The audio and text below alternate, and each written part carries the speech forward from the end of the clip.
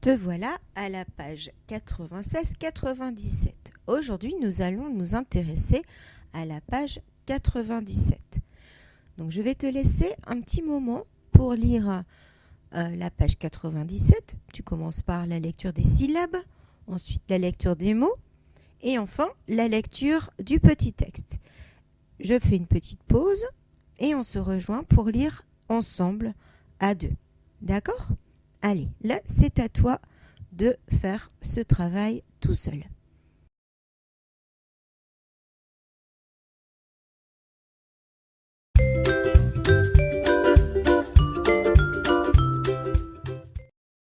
Commençons tout d'abord par la lecture de syllabes. Alors, on y va tout d'abord tranquille et après, on accélérera un petit peu. Tu es prêt ? On fait la première ligne pour le moment. 1, 2, 3. Chaud, to, so, do, go, jo, bo, vo, to, do.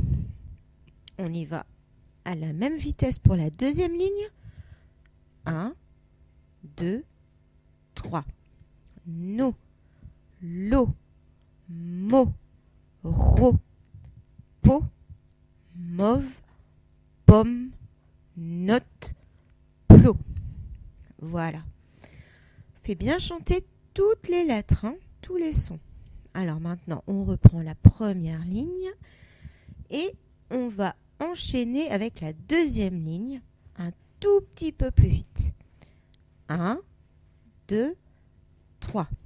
Chaud, to, so, do, go, jo, bo, vo, to, do, no, lo, mo, ro, po, mauve, pomme, note, plot. Un tout petit peu plus vite encore. 1, 2, 3. Chaud, to, so, do, go, jo, bo, vo, to, do, no, lo, mo, ro, po, mauve, pomme, note, plot. Maintenant, on peut respirer un peu plus.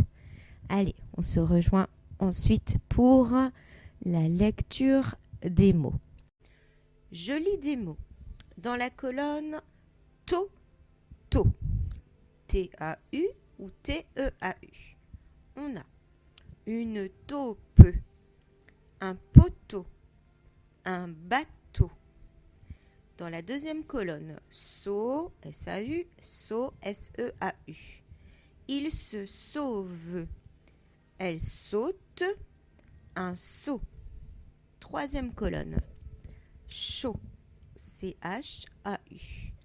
Chaud, alors avec le D en lettre muette, c'est une lettre qu'on peut retrouver quand on le met, ce mot-là, c'est un adjectif, quand on le met au féminin. Chaude. D'accord ? Ensuite, des chaussures. Pourquoi il y a un S à la fin de chaussures, à ton avis ?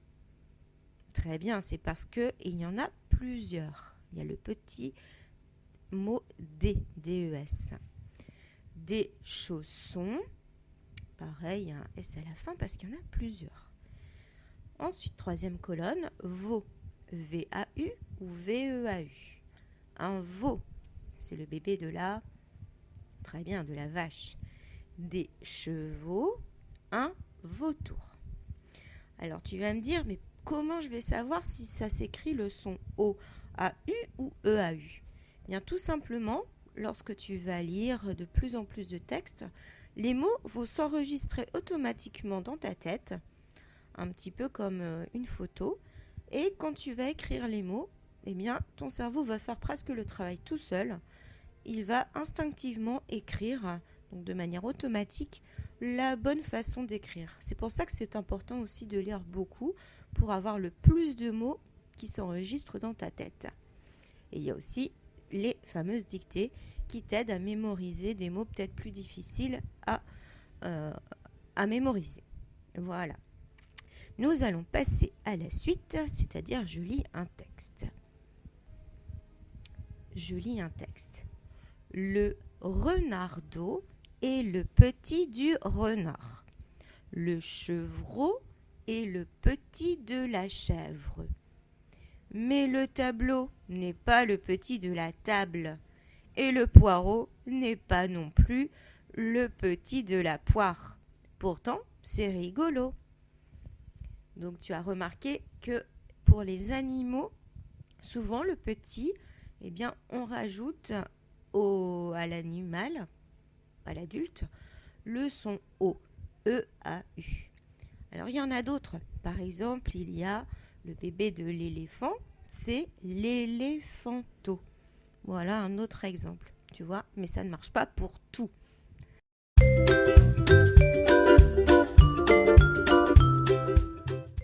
Alors, passons maintenant au petit exercice, je manipule des sons. On va devoir dire le nom des mots et supprimer le son que la petite fille nous fait. Et à partir de là, eh bien, on va avoir un nouveau mot.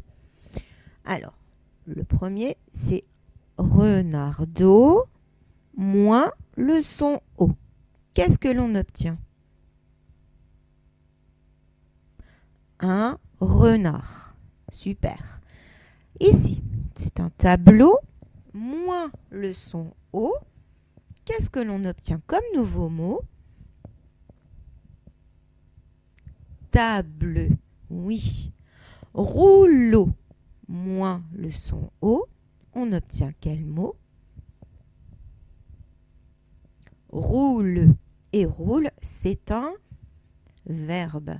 C'est le verbe rouler. Voilà.